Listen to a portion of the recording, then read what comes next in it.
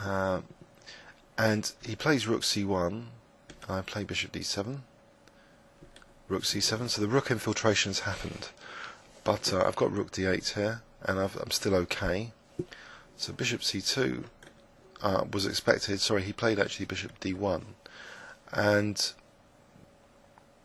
my knight's not immediately under major threat, so I just try and avoid, this diagonal for the bishop returning.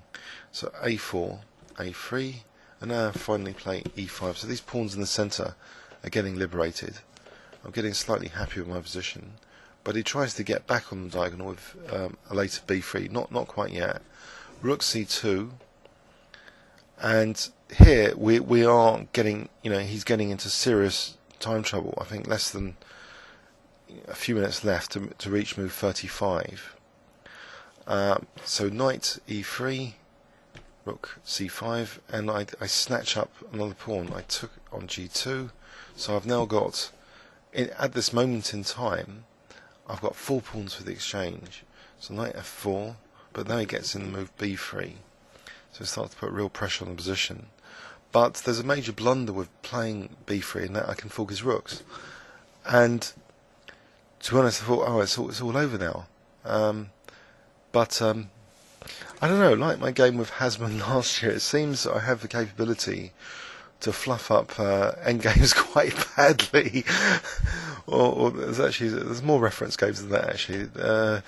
So rook takes d7, rook takes d7. So I'm just okay. I'm just at this moment 4 pawns up, 3 pawns up, 3 pawns up now, and I've got this pleasant decision of, do I take and do I protect the pawn, or do I play knight d4?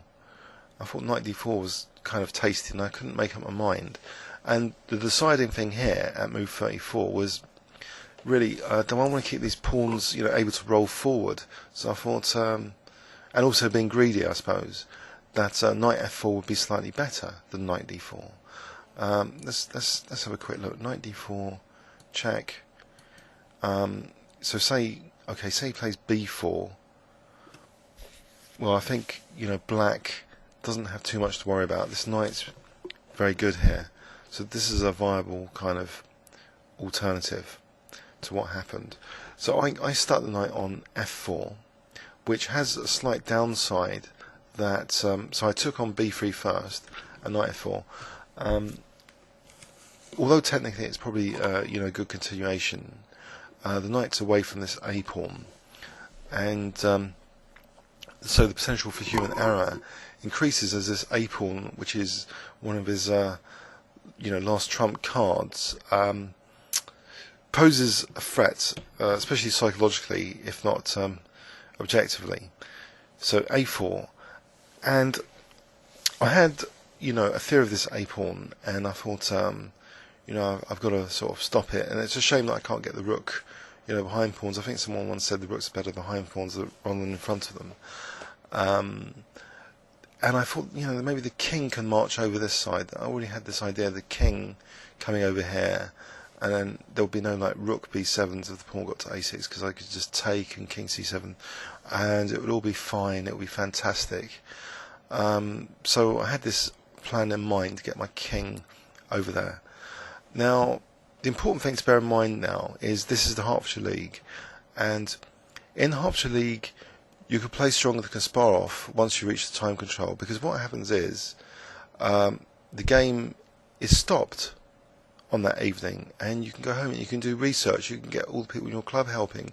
You can hire supercomputers. So when you come back for the next session, if it's to play on instead of adjudication, then you can play stronger than Kasparov or Topalov. You don't need to make any assumptions. So I made this assumption here that the king coming over here would help the rook, and unfortunately that was shown to be horrifically the wrong assumption to make. I think if there's any instructive theme for this video, it's about making assumptions.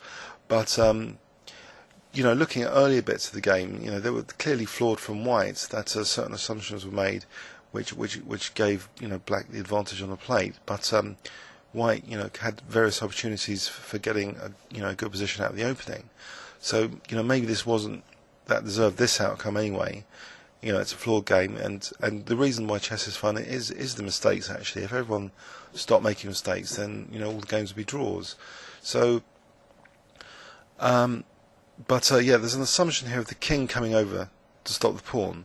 So a4, king f7, a5, and I've still got the assumption, but the king can go two ways. Remember, Majdu's excellent endgame videos. Although the king can step towards the pawn still, it can also go by going to e6. It's reserving the right also to go to f5 as well as over here. There's flexibility of it, but also these pawns I could like potentially get them going. But at the moment, now that I move my king to f7, there is a major liability of a6 and rook b7, taking an a7 queening, because as I say, this knight is like miles away from this pawn, from a previous decision. So we're coming up to crunch time here. So 37, king e6, and perhaps I shouldn't have made any more moves, because the opponent's used an hour and a quarter. So I assume that if I'm going to use my full hour and a quarter and a bit more, that would have played for more than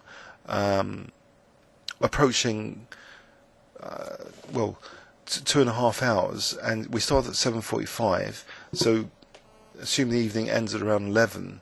It's approaching sealing time for sealing a move. So maybe I should have tried to not move if I was really ruthless about this, using the league rules for adjudication or adjournment. But I thought I'd demonstrate that the king could walk over to help the rook, against this pawn.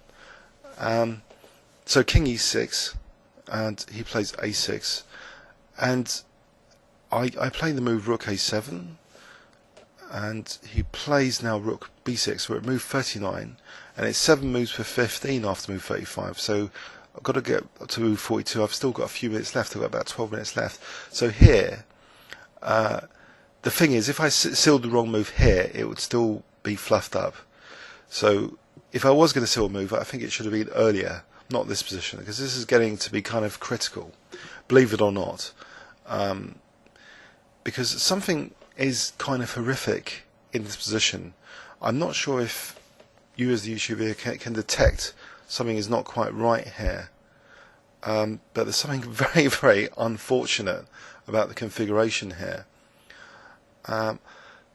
And we're about to see this, the full horror now, that this next move is key. I should have actually, apparently, let the rook do the lonely job of trying to defend this pawn, by itself without any help. There's no need for the king to socialise or be a team player for that rook. He can actually go over here to f5, and it will be difficult for white to progress that pawn without investing quite a few tempo. Firstly you'd have to defend, the pawn with, say, bishop a4 to b5, then play rook b7, then a7, then rook, then again defend. Keep the pawn defended, to somehow get in bishop c6, and in the meanwhile, these guys are ready to run, aren't they, up the board? How the logic is so simple, in retrospect. But at the time, I thought, well, what is wrong with the king helping out? So that's a major assumption I make here. I play king d7, and to my horror, I notice.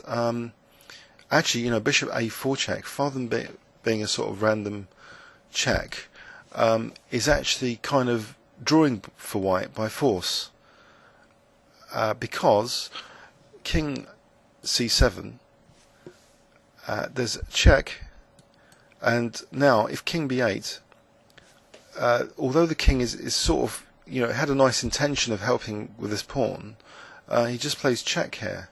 And he gets repetition, because if king a8, there's bishop c6, winning, basically, mate in 5. So given that's the case, and the king would have to go back here, and in which case he's got check here. Now here king d7, again he's got the check. And the problem is now